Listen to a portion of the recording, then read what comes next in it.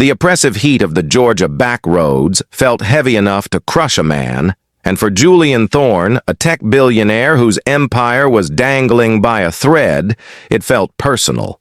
Stranded 20 miles from the nearest cell tower, Julian watched steam hiss violently from the hood of his pristine, vintage Jaguar E-Type, a machine worth more than the entire town he was stuck near. He loosened his silk tie, the sweat stinging his eyes, feeling the crushing weight of the board meeting he was missing. A meeting that would decide the fate of his father's legacy.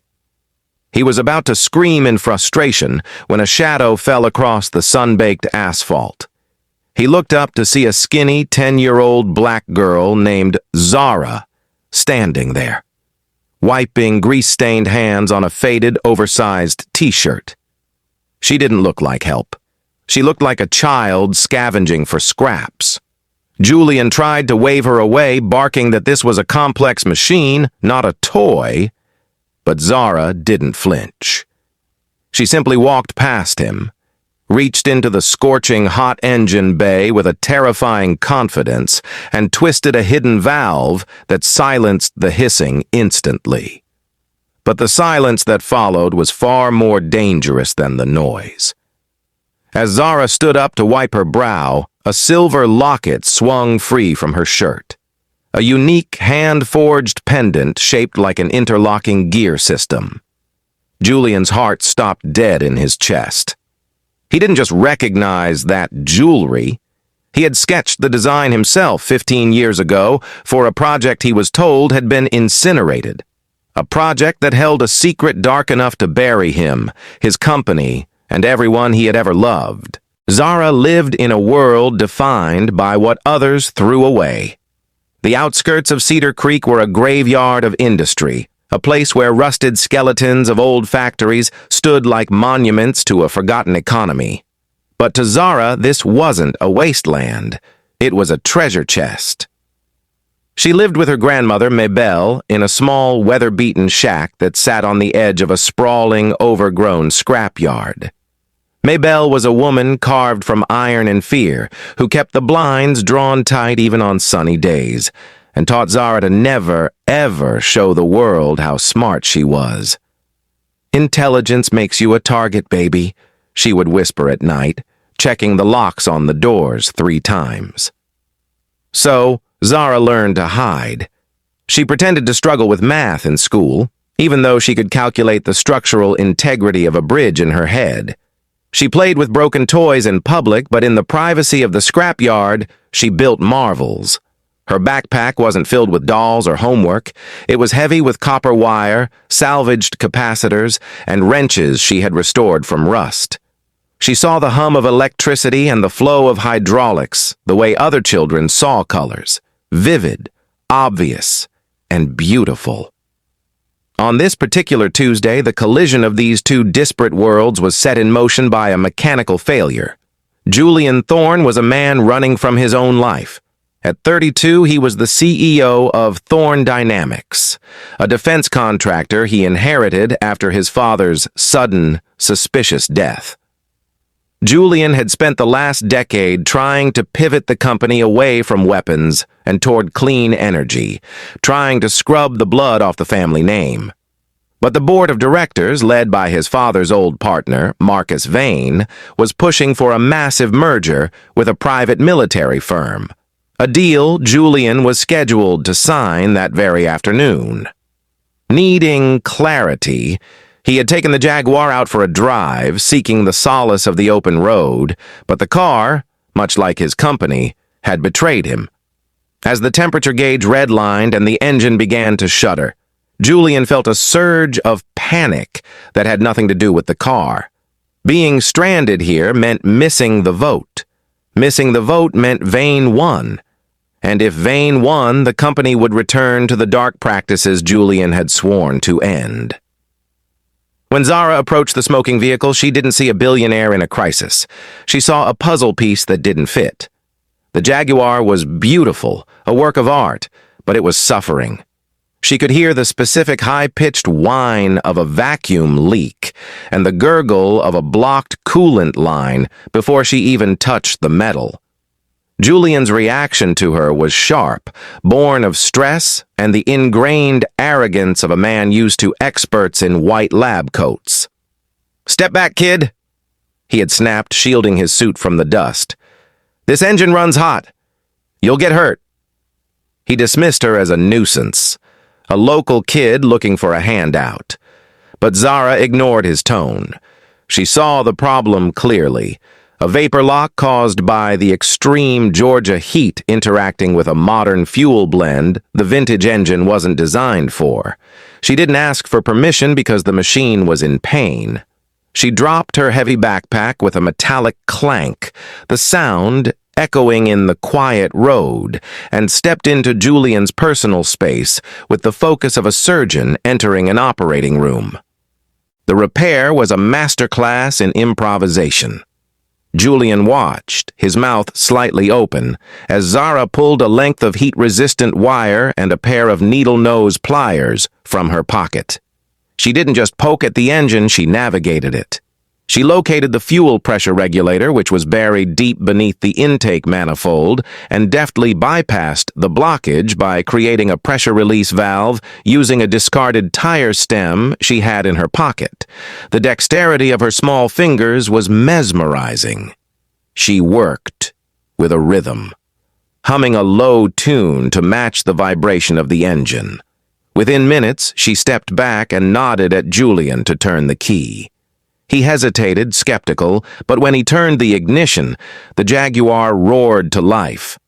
Not coughing or sputtering, but purring with a deep, throaty growl that sounded better than it had when it left the factory.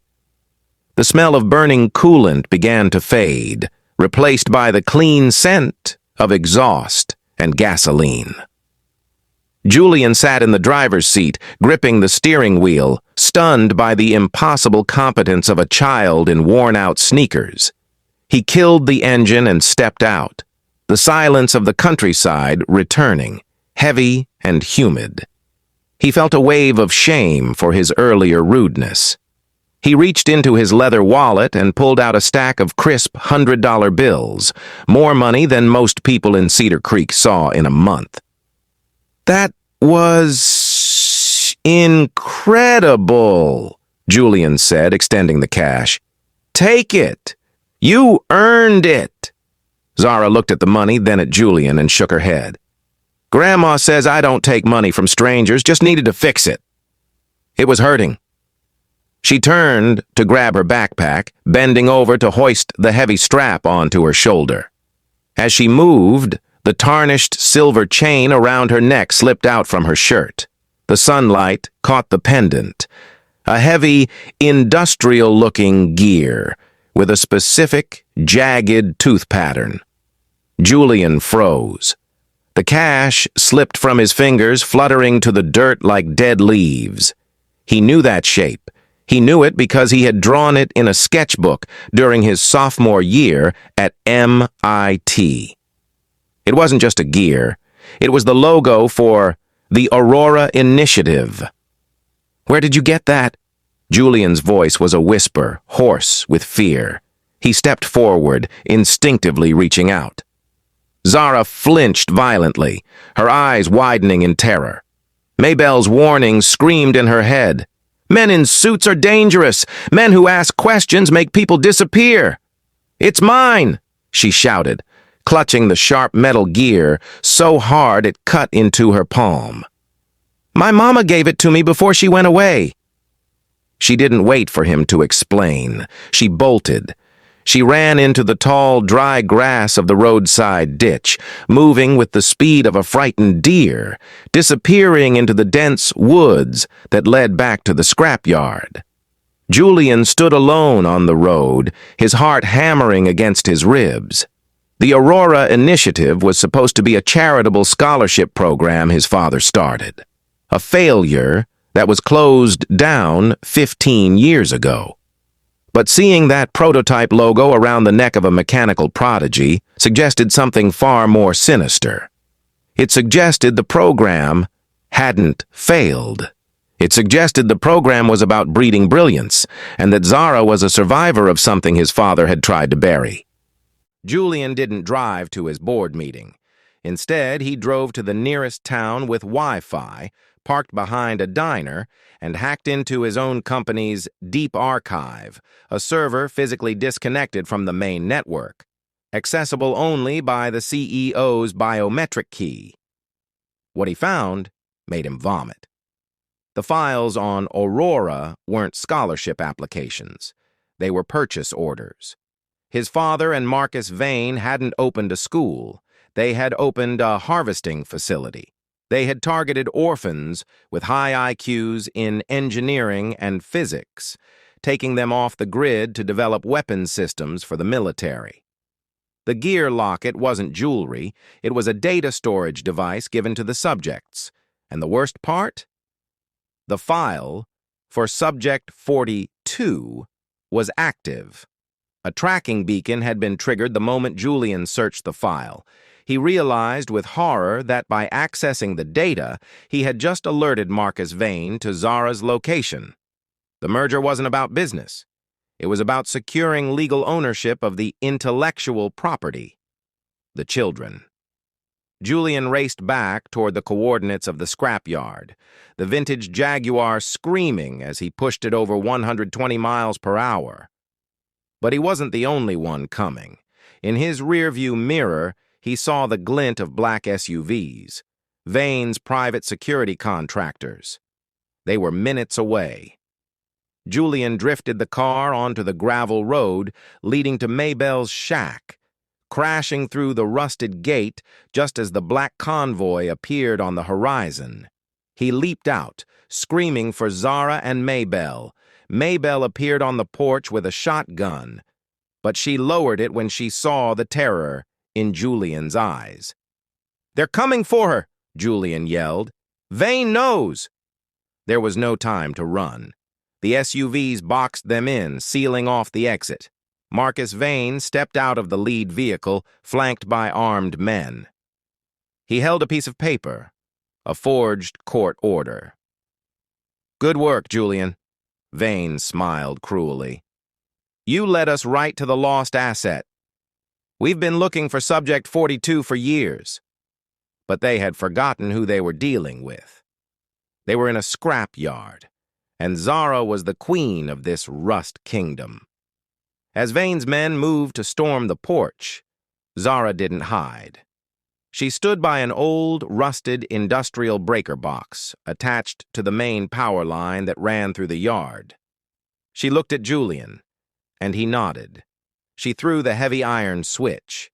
It wasn't magic. It was physics. Zara had rigged the massive overhead electromagnet, usually used for moving cars, to the main transformer. When she threw the switch, a massive surge of electricity arced through the yard. It didn't create a sci-fi blast, but it overloaded the transformer on the pole above Vane's convoy. The transformer exploded in a shower of sparks and hot oil, dropping live, sparking power lines directly onto the metal roofs of the modern SUVs. The car's electronic systems fried instantly, the doors locking automatically as the safety systems failed. The armed men scrambled back, terrified of the live wire dancing on the ground like a snake. In the chaos of smoke and sparks, Julian grabbed Zara and Maybelle, shoving them into the Jaguar, the only car without a modern computer brain to fry. He gunned the engine, tearing through the back fence and disappearing into the dust, leaving Vane's high-tech army paralyzed by a 10-year-old's trap. 3 hours later, the global press was gathered at the Thorne Dynamics headquarters for the merger announcement. The atmosphere was polite and sterile until Julian Thorne's battered, dust-covered Jaguar smashed through the glass doors of the lobby, skidding to a halt in the center of the atrium. Security drew their weapons, but the cameras were already rolling. Julian stepped out, helping Zara onto the hood of the car. He didn't speak a word of defense. He simply took the gear locket from Zara's neck and plugged it into the USB port of the massive presentation screen behind the stage. The locket was, as Julian suspected, an encrypted drive. The screen flickered, and then the truth poured out. Not just documents, but videos. Videos of children in cells, blueprints drawn by small hands, and audio recordings of Marcus Vane authorized the disposal of uncooperative subjects. The room erupted in chaos. The fallout was absolute. Federal agents, who had been anonymously tipped off by Julian during the drive, stormed the building. Marcus Vane was arrested live on CNN, his face a mask of shock as the handcuffs clicked. The merger was dead. Julian took the microphone and announced the immediate dissolution of the board and the liquidation of the company's military assets. He pledged his entire personal fortune to a new fund, the Aurora Restoration Project, dedicated to finding the other missing children and dismantling the corrupt foster systems that had allowed them to disappear. Maybelle stood by the car, holding the shotgun she had thankfully left in the vehicle, watching as the world finally saw her granddaughter not as a target, but as a hero. 5 years later, the scrapyard in Cedar Creek was gone. In its place stood the Thorne Johnson Academy for Engineering. Zara, now 15, stood at the front of a lecture hall filled with students from all over the world. She held the silver gear locket in her hand, rubbing the worn metal with her thumb. Julian sat in the front row, graying at the temples, but looking lighter than he ever had as a billionaire CEO. He watched Zara teach, marveling at how a broken car on a hot Georgia road had saved his soul. The locket was no longer a symbol of a stolen past. It was the key to a future where brilliance was nurtured, not harvested. Zara looked at Julian, smiled, and then turned to the whiteboard to solve the next equation, proving that while you can break a machine, you can never, ever break the human spirit.